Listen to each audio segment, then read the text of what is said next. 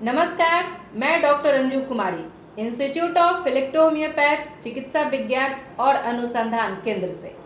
हमारे समक्ष doctor Mithilesh Choubey sir बैठे हुए हैं। बहुत सारे लोगों का यूट्यूब पे कमेंट आते हैं, बहुत सारे लोगों का प्रश्न होता है कि क्या इलेक्ट्रो होम्योपैथ की दवा अंग्रेजी के साथ यानी एलोपैथ मेडिसिन के साथ चल सकती है, क्योंकि आजकल के ज़िंदगी में आजकल के जो भी बीमारियां हैं वो सभी बीमारी से बहुत सारे डिफरेंट टाइप की बीमारियां अभी हो रही है, शुगर है, थायराइड है। तो ये सब बीमारियां क्या है कि जो एलोपैथ वाले डॉक्टर्स है वो कहते हैं कि आपको लाइफ टाइम खाना होगा, और लोग इसको इस्तेमाल कर भी रहे हैं। जो भी शुगर से ग्रसित है, थायराइड से ग्रसित है, वो इसकी दवा है उसका इस्तेमाल कर रहे हैं। तो क्या एलोपैथ की जो दवा है उसके साथ इलेक्ट्रो होम्योपैथ की दवा चल सकती है, या अगर चलाए भी तो कैसे चलाए? ये बहुत सारे लोगों का प्रश्न होता है। आप इसके बारे में थोड़ा सा बताएं। बिल्कुल बिल्कुल। इलेक्ट्रो होम्योपैथिक की जो दवा है यह 100% हर्बल है।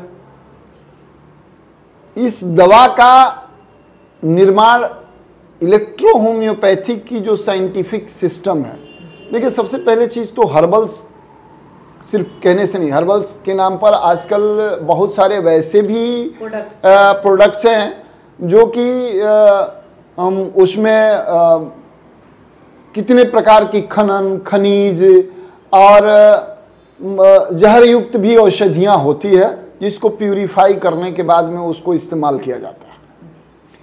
लेकिन इलेक्ट्रो होम्योपैथिक की जितनी भी अभी औषधियाँ बनाने के जो प्लांट्स हैं, पौधे हैं, वो खाने पीने वाला जो वेजिटेबल साग सब्जी है ना, उसी का यह एक प्लांट है, उसी का प्लांट।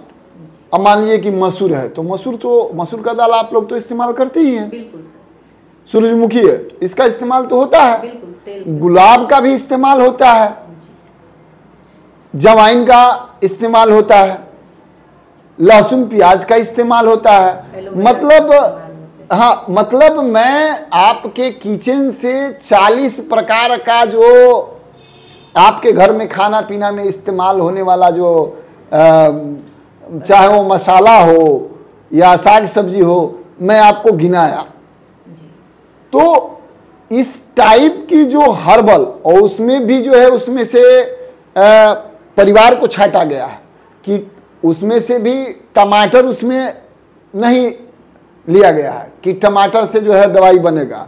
टमाटर को छांट दिया गया है, चुकंदर को छांट दिया गया है। मतलब क्या है कि वैसे ही पौधे, वैसे ही साग सब्जियां, वैसे ही दाल दलहन लिए गए हैं जो कि आपके शरीर को दवा बनने के बाद में स्वास्थ्य प्रदान कर सके। ये मुख्य रूप से मैं अपने पुस्तक में बताने का भी प्रयास किया हूं कि आयुर्वेद का जो हाई पोटेंसी है, रस रसायन बनाने की जो तरीका है, अणु परमाणु के जो सिद्धांत पर रस और रसायन का निर्माण हुआ, उसी सिद्धांत को मॉडिफाई करके, उसी सिद्धांत को नाम दिया गया है मॉडिफाई करके कि कैसे उसकी शक्तिकरण की जाती है, और उस सिद्धांत को लेकर के और इसका अर्क निकाल करके और शक्तिकरण करके जो है औषधि के रूप में प्राणी जगत में इसका इस्तेमाल किया जाता है। तो इससे ये क्लियर हो गया कि ये 100% हर्बल है, इसका कोई साइड इफेक्ट नहीं होता है। हाँ, लेकिन खाने पीने में भी क्या होता है कि किस खाना को, किस अनाज को, किस सब्जी को किस सब्जी के साथ खाना चाहिए। जैसे पपीता और करेला अगर आपने खा लिया तो फूड पॉइजन हो जाएगा, जान चली जाती है, पूरा शरीर जो है जहरीला हो जाता है, और आदमी का घर के घर, परिवार के परिवार को मरते हुए देखा है हम लोगों ने, सुना भी है। तो उस तरीके से क्या है कि ये जो समस्या है कि किस औषधि को किस तरीके से इस्तेमाल करना है, ये तो आनी चाहिए। जब भोजन में इस्तेमाल का प्रारूप है कि भोजन में हम क्या बना सकते हैं और कैसे बना सकते हैं और क्या खा सकते हैं, तो ये तो औषधि की बात है। अब रह गई बात कि जो एलोपैथिक दवा है या आयुर्वेदिक दवा है या यूनानी दवा है या होम्योपैथिक दवा है, सबका अपना अपना काम करने का एक अलग तरीका है। उसी में एज ए भोज पदार्थ, खाने पीने की सामग्री के रूप में, अनिल जी, खाने पीने की सामग्री के रूप में इस्तेमाल जो है, जिस तरीके से अनाज करते हैं, आप इस रूप में भी इसको साथ लेकर के कर सकते हैं। तो दवा, मान लीजिए कि एलोपैथिक में अगर आपने कहीं दवा लिया है, ऑपरेशन कराया है, शुगर, बीपी, हार्ट की दवा आप खा रहे हैं, थायराइड की दवा आप खा रहे हैं, या कोई भी बीमारी है उसकी अगर आप दवा खा रहे हैं और आप चाहते हैं कि हम इस दवा का भी इस्तेमाल करें, तो ध्यान रखिएगा कि इस दवा का इस्तेमाल आप कर सकते हैं थोड़ा सा समय दे करके। अगर कोई दवा एलोपैथ का आप इस्तेमाल करते हैं तो इस दवा का इस्तेमाल 1 घंटा पहले या 1 घंटा बाद करते हैं, मतलब अंतर आपको 1 घंटा का होना चाहिए। दूसरी बात यह है कि ये देखना है कि इलेक्ट्रो होम्योपैथिक की दवा की जो शक्ति है, जो एलोपैथिक दवा की शक्ति है, उससे बराबर में है, कम में है, इसका भी ख्याल रखना चाहिए। अब मान लीजिए कि, जैसे मान लीजिए कि एग्जाम्पल के तौर पर आपने कोई एंटीबायोटिक्स लिया, उसका एंटीबायोटिक्स का 200 पावर, 500 पावर, 50 पावर, 650 पावर हुआ। आपकी दवा का शक्ति क्या है? एमटी में है, डाइल्यूशन 1 में है, डाइल्यूशन 30 में है, या डाइल्यूशन 200 में है, या 1000 में है। मान लीजिए कि इस व्यवस्था को भी समझना होगा। आपके दवा का शक्तिकरण 1M है और आप दवा ले रहे हैं एलोपैथिक दवा, कोई भी वो एलोपैथिक दवा जब ले रहे हैं उसकी शक्ति आपके दवा के शक्ति से अगर कम है तो ध्यान रखना है, आप इलेक्ट्रो होम्योपैथी का 1000 पावर की अगर दवा किसी भी मरीज को देते हैं और वह मरीज उस दवा को खाना चाहता है, तो उसको सबसे पहले खाली पेट यही दवा ले लेनी है। 1 घंटा परहेज करने के बाद अगर दूसरा भी खाली पेट उसको एलोपैथिक दवा लेनी है तो ले सकता है, कोई दिक्कत नहीं। यह ध्यान रखना है। बहुत सारे चिकित्सक आज भी एलोपैथिक में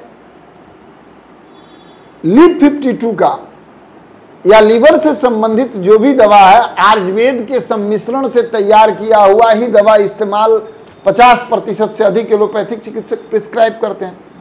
और वो दोनों दवा जो है, उनमें ये नहीं कहते हैं कि आप 10 मिनट बाद खाना कि 15 मिनट बाद खाना, वो सिर्फ लिख देते हैं कि भाई आप इतना बार, तो उसका एक प्रारूप है।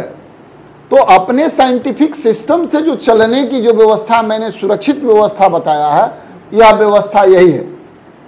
आप इलेक्ट्रो होम्योपैथिक मेडिसिन किसी भी पैथिक की दवा के साथ, होम्योपैथ और आयुर्वेद के दवा के साथ अगर इसका इस्तेमाल करना है तो आप उसको 15 मिनट से लेकर के 1 घंटे, जितना अंतराल, कम से कम 15 मिनट के अंतराल पर जो है इसका इस्तेमाल कर सकते हैं।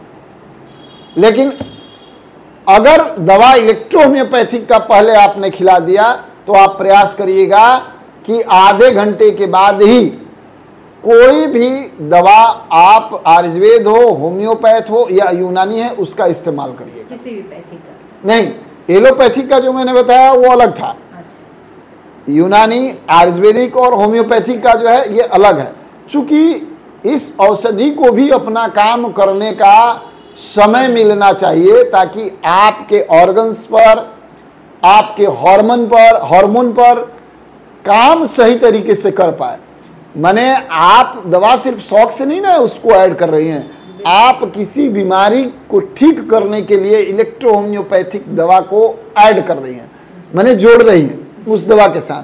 तो ये व्यवस्था, या भले ही आप एनर्जी लेने के लिए दवा का इस्तेमाल इलेक्ट्रोहोम्योपैथ का कर रही हो, ब्लड लिम्स प्यूरिफाई करने के लिए, शरीर को जो शरीर में जितने भी टॉक्सिन है उसको बाहर निकालने के लिए, जितने भी शरीर में पॉइजन्स है शरीर के अंदर, जितने भी इन्फेक्शन है, वायरस है, उसको समाप्त करने के लिए या डिटॉक्सिफाई करने के लिए, अगर कोई भी प्रॉब्लम है तो ही आपने इलेक्ट्रोहोम्योपैथिक दवा को चुना। तो उस कंडीशन में अगर आप दवा ले रही हैं या कोई डॉक्टर इस दवा को चला रहे हैं, तो जो मैंने मानक बताया, जो टाइमिंग बताई, इसका ख्याल करके आप प्रैक्टिस करें। किसी प्रकार का कोई दुष्परिणाम नहीं है। अब गलती से कोई मरीज उसके साथ भी दवा अगर खा लिया गलती से, इसका मतलब ये नहीं कि बार बार, तो ऐसा नहीं है कि इस दवा के साथ अगर एलोपैथिक दवा 5 मिनट के बाद में खा लिया है तो पेशेंट के साथ कोई प्रकार की घटना दुर्घटना हो जाएगी, ऐसा नहीं है। फर्क इतना है कि दवा काम ही नहीं करेगा। फर्क क्या है? दवा काम ही नहीं करेगा।